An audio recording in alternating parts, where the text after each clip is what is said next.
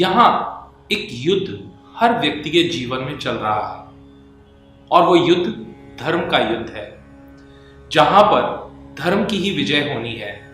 कभी कभी हमारे जीवन में भी ऐसी कुछ परिस्थितियां आ जाती हैं जहां पर हम शंका में फंस जाते हैं कि हम क्या करें और क्या नहीं, किस पक्ष में जाएं और किसका विरोध करें। एक व्यक्ति के जीवन में कई प्रकार के युद्ध निरंतर चलते रहते हैं।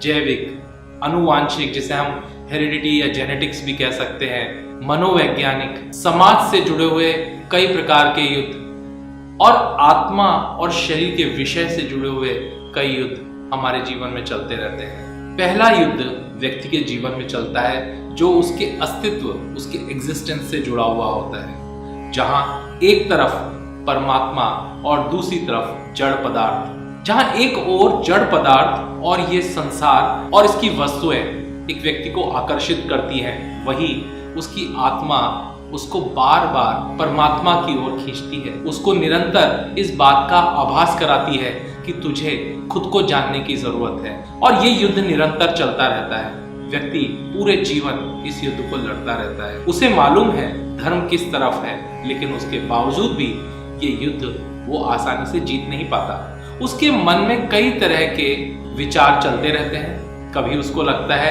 कि जीवन को जीना मतलब जड़ पदार्थ और संसार में जीना ही तो सही मायने में जीवन है।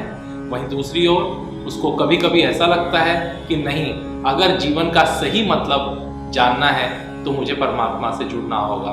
और ये युद्ध निरंतर चलता रहता है। युद्ध एक आत्मा का अभिन्न अंग है और ये उसके साथ सदा चलता रहता है। युद्ध के बिना कोई जीवन हो ही नहीं सकता। और एक आत्मा, एक व्यक्ति का पहला युद्ध, पहला संघर्ष शुरू होता है उसके जन्म के वक्त, जब एक नए जीवन का निर्माण हो रहा होता है। एक शुक्राणु और एक अंडाणु का मिलन होता है और एक नई सृष्टि का सृजन होता है। उस समय पर भी एक संघर्ष होता है। बहुत सारी पूर्व जन्म की आत्माएं उस जीवन में प्रवेश करना चाहती हैं और संघर्ष करती हैं। उनमें से कोई एक ही आत्मा विजय प्राप्त कर पाती है और शरीर को प्राप्त कर पाती है।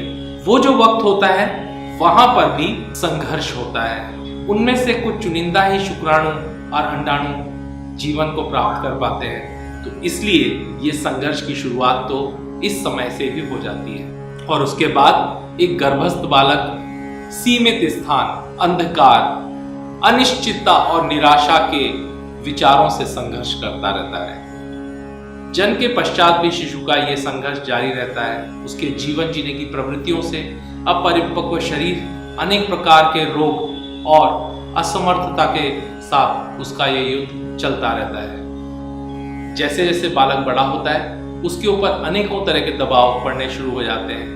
एक तरफ उसको सीखना, अध्ययन करना, अपने जीवन को सही दिशा देने का दबाव होता है। वहीं दूसरी ओर उसकी इंद्रियां, उसका मन खेल कूद, मौज मस्ती की तरफ आकर्षित होता है। इन दोनों के बीच में एक भयानक संघर्ष होता है जहां उसको अपने जीवन को दिशा भी देनी होती है, लेकिन साथ में ही इसके बाद ये बच्चा युवक बन जाता है और अपने आप को अनेक तरह की समस्याओं से घिरा हुआ पाता है जिसके लिए वो तैयार नहीं होता।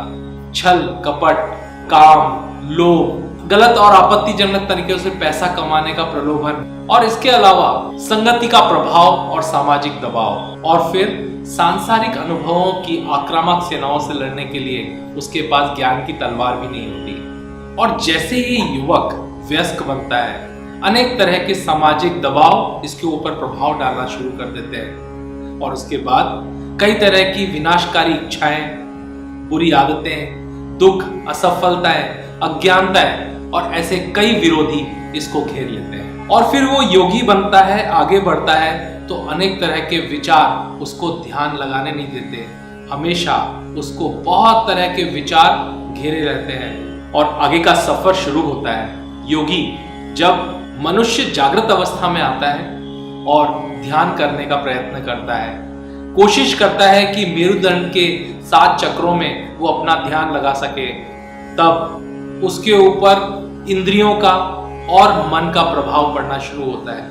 विचार उसका पीछा नहीं छोड़ते और एक अंतहीन युद्ध छिड़ जाता है। ऐसे अनेकों युद्धों से एक व्यक्ति अपने जीवन में सामना करता है और ये युद्ध कभी ना खत्म होने वाले धर्म युद्ध की तरह होती है, जहां पर निर्णय हमेशा उस व्यक्ति का होता है कि उसको किस पक्ष में जाना है और किसके विपक्ष में। और ऐसे अनंत युद्ध हमारे अंदर हमेशा चलते रहते हैं। तभी तो संजय से धृतराष्ट्र पूछते हैं, आज के इस युद्ध में जो कौरव और पांडव युद्ध की इच्छा से गए थे उनके बीच में क्या हुआ। यही स्थिति हमारा मन हमेशा अपने आत्मनिरीक्षण से पूछता रहता है कि आज के युद्ध में जहां हमारे जीवन की परिस्थिति के साथ हमें सामना करना पड़ा, किसने युद्ध जीता। और यहाँ पर हमें हमेशा निर्णय करना होता है कि हमें धर्म के साथ रहना है या अधर्म के साथ रहना है। और हम हमेशा इन सवालों से घिरे रहते हैं, क्या करूं और क्या नहीं। और इसका सही उत्तर आपको मिलता है भगवत गीता में। इसलिए आज तक आई ही जितनी भी विपत्तियां, संघर्ष और मुसीबतें हैं, उस समय पर तुम्हारे मन में जो भी विचार चलते हैं, तुम्हारे मन में जो भी सवाल उठते हैं, उनका कोई ना कोई उत्तर तो तुम्हें चाहिए।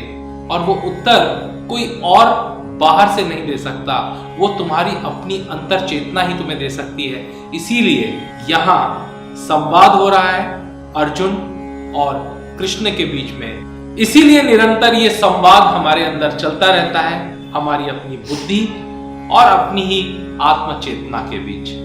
और यही है हमारे जीवन यानी हमारे शरीर और हमारे मस्तिष्क में चलता हुआ धर्म युद्ध। और यही है हमारा कुरुक्षेत्र। ये कुरुक्षेत्र हम सबके जीवन में है और हम सब अर्जुन भी हैं और कृष्ण भी। तो अभी तो ये गीता का पहला अध्याय था, जहां हमने सिर्फ एक श्लोक की हल्की सी व्याख्या की है, जहां हमने समझा धर्म क्षेत्र क्या है, कुरुक्षेत्र क्या है और इससे हमारे जीवन का क्या संबंध है। हमने सीखा कि यहाँ संजय कौन है और किस धृतराष्ट्र से वो बातें कर रहे हैं। हमने सीखा कि ये युद्ध क्या है और ये कौरव और पांडव किस युद्ध के बारे में बात कर रहे हैं। जब हम इसको अपने जीवन से जोड़कर देखते हैं तब हमें समझ में आता है कि महाभारत कहीं बाहर नहीं, हमारे अपने जीवन में चल रही है। ये कुरुक्षेत्र का युद्ध कहीं और नहीं, ये हमारे ही जीवन का हिस्सा है। और जब हम भगवत गीता को इस परिदृश्य से समझना शुरू करते हैं, तब भगवत गीता सिर्फ एक शास्त्र नहीं रह जाती, ये जीवन जीने का एक तरीका बन जाता है।